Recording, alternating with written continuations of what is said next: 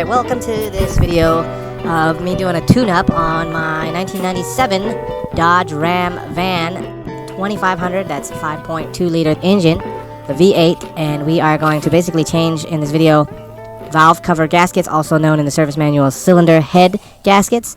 Two sides, so each side has obviously 4 cylinders to make the V8 there. And so you have your passenger side and your driver's side, and it's basically a bunch of bolts and studs as well. Basically 7/16 is the bolt size to remove the valve cover heads, and they are torqued at something like 90 inch-pounds. I'll say it later here in the video when I get to that point. And just some basic cleaning is necessary, and to access some of your bolts, you're going to have to get around your harness wires, and you have a few different hoses to unplug so you can get those covers off so you can do the cleaning, not only the valve cover heads, especially if you've had some caking and leaking, but you also might want to give it a little bath there to get some of that grease and grime off of it. But you'll have to remove your PCV valve hoses on either side. You will also have to remove your oil filler tube on your driver's side, and that's pretty much it. And of course, if you're going to change your spark plug and spark plug wires, you have to remove those. And I also include a diagram of the V8 of the sequence order in case you need to reference that and you don't have a reference. Yeah, so this PCV valve, the positive crankcase ventilation tube, it's basically just recycling some of the gases that are in your valve cover heads there, and recycling them into the combustion chamber. But yeah, the tube there, there's no clamps on the passenger side there, but it's a little bit pain. It was a pain for me to get off, so you just have to work it off with some picks and the appropriate needle nose pliers or whatever you got there, without trying to damage that hose unless you're going to replace it. But once you get that off, you'll be able to easily remove the passenger side valve cover head. And on the driver's side, the PCV valve is actually connected to your air intake on the top, so you just remove it from the one side, the top of the valve cover on the driver's side. And like I said, you also have to remove the oil filler tube. It's just compressed in there with a fat old O-ring there. You just pull it right out and just put it aside in order to remove the entire valve cover gaskets, or the valve cover heads, so you can replace the gaskets, which shouldn't be stuck on your engine block. They might maybe a little bit. You just kind of have to pry them off, but they're pretty strong metal / rubber gaskets, but you just should be able to easily discard them before cleaning off your surfaces in order to replace your new gaskets, and then torquing the bolts, of course. And so I'll just let you watch the steps various. I'll try to speed it up where it's redundant as possible, and then if you have any questions, let me know. Thank you.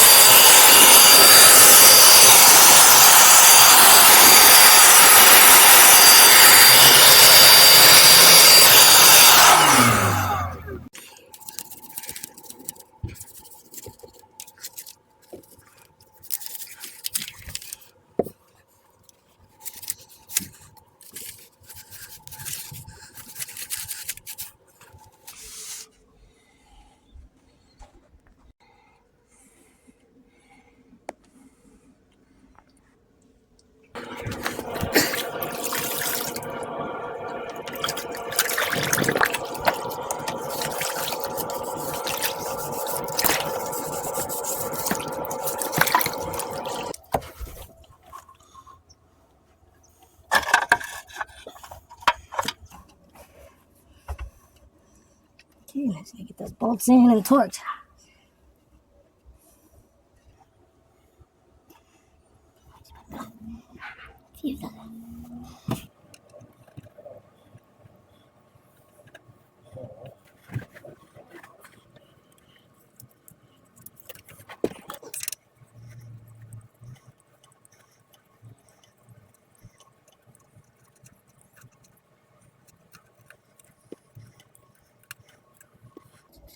Well, that's the main reason there was a leak anyway in the first place, just because, oh shit, these weren't torqued properly. They were just kind of, some of them were just hand tight. Never mind torqued. So, just caking everywhere.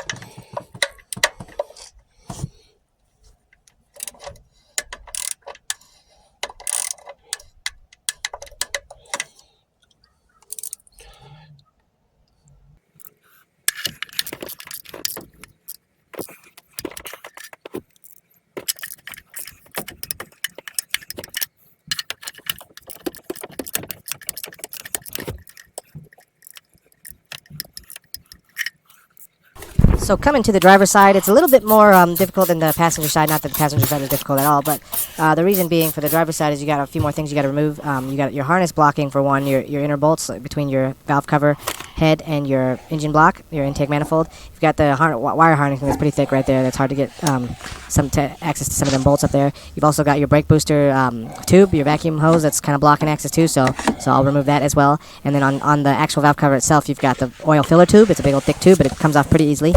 And just pull it, just use some force, pull it straight up, and just put it aside. And then you've also got your PCV, the positive crankcase ventilation hose that plugs into your air intake, but you just need to remove it from the valve cover head. So once you get all those out of the way, your two difficult bolts are your front bolts, but I'll explain that when I get there.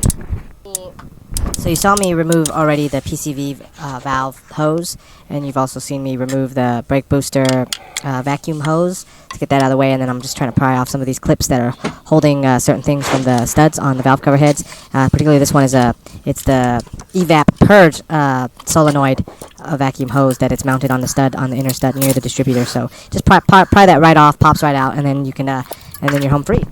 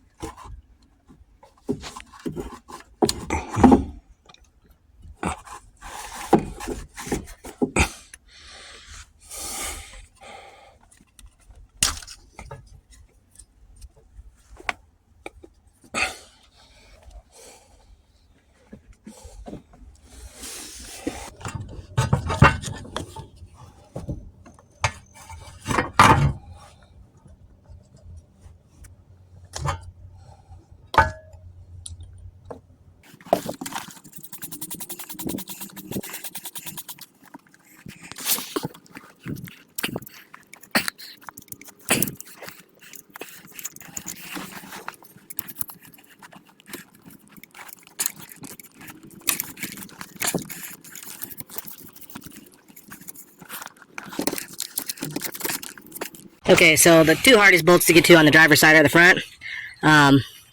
Most of these on the engine side, block side here, is you could just get a big old zip tie or whatever, and raise the harness to access these bolts. But the two front ones, I was able to get to this one. Luckily, it wasn't a deep well one; it was just a normal bolt, and then that was easy from the near the gas pedal. But the other one, I had to get an extension and feed it in from the front, and then from the inside the car, put my socket on it. Hopefully, I'm able to get it that way. Putting it on might be a little different story, but hopefully it comes out fine. Ah, I just lost it. Now I can see it. It's a very tight, funky fit there, so now I'm going to have to...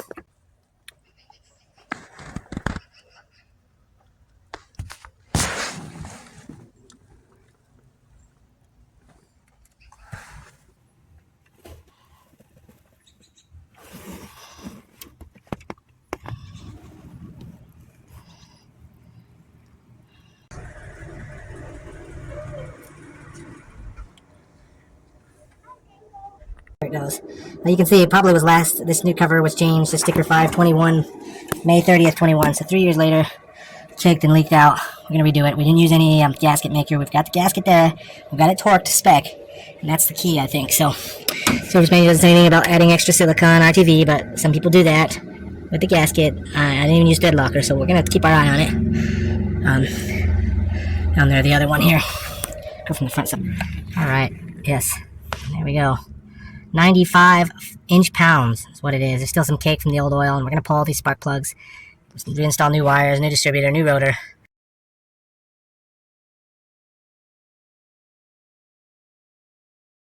Alright, now that we've got the valve cover, cylinder head gaskets replaced and all cleaned off, and all the bolts torqued to spec, which is 95 inch-pounds, is what the spec is for those cover bolts here.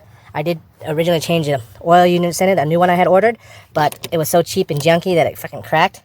So I ended up taking it off and putting the old one back on, cleaning it up, cleaning the threads, putting some thread locker, high temperature on the thread. So hopefully that, it wasn't actively leaking, but there was an occasion when you would stop at traffic lights and the oil pressure warning would go on, and then it would just instantly, but it could just be related to low engine oil or something to do with the low pressure in the cylinder heads, because I did notice that a lot of the bolts on the gasket that was causing all the caking and oiling around the valve cover gaskets were hand tight. They weren't even torqued, so that could be related, but so we're not really worried about that. But next, we'll pull all the spark plugs.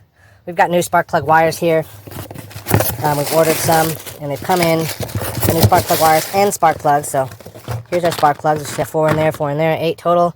Some Denso, great. I didn't realize I ordered Denso, but hopefully they're the same size, no problem. Should place those, and of course some new spark plug wires, Denso as well.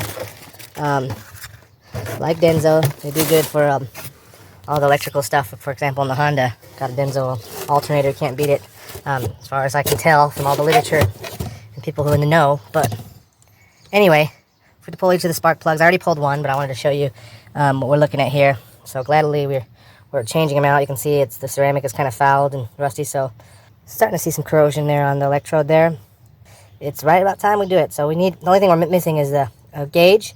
There's supposed to be a gap for this spec is 0.4 inches or 0.4 inches here. So we could check that. They should be pre-gapped from factory, but we should go get a gauge later on once we pull them all before we lock them in. But anyway, I gotta pull the wires, and I don't remember the sequence that came all in. I can guess from the length of it, but I have a reference to look at anyway to see which from the distributor cap, which we're also changing. I did order a rotor, so kind of hesitant to start because I wanted to replace the rotor in there. I don't know if I need to, but I ordered one anyway, but it won't be here for another few days. So, all right, here's the old distributor cap. Pull it off. Let's look at the little the rotor there. Yeah, we got a new one coming, but we still have spring tension there. That's supposed to be normal according to the service manual. That silicone, I mean, looks like a little bit of corrosion there, but it could just be the silicone surface there that has to do with radio interference. Just protects that. We do have a new rotor coming. Let's see when it comes, but I want to get this done with. So, I mean, we can always pull this off and pull the battery and re-change it, or we can use the new rotor for the other vehicle we have. But anyway, just wanted to show you here. So, first thing to notice is here's the new carbon contact there. See there in the middle of the button there? It's full, but this one is loaded down, like it doesn't even push.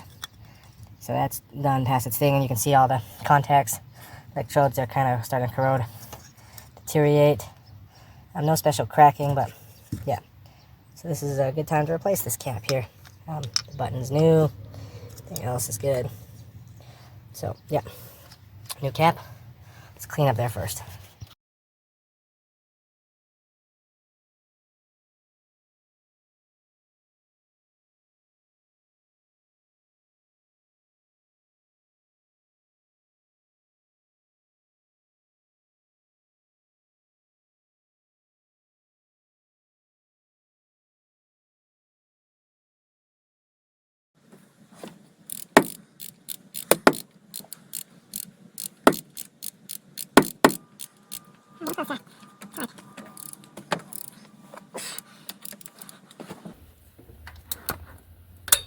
There we go. There's our 30.